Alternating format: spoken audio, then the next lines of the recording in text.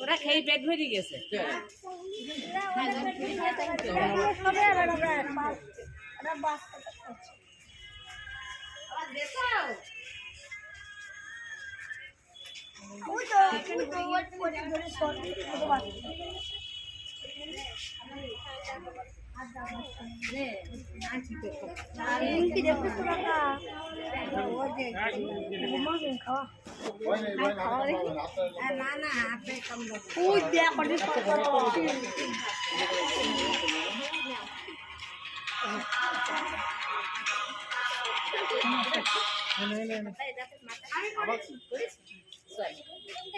অনেক খাদি শেষ হয়ে গেছে আর দিলে আর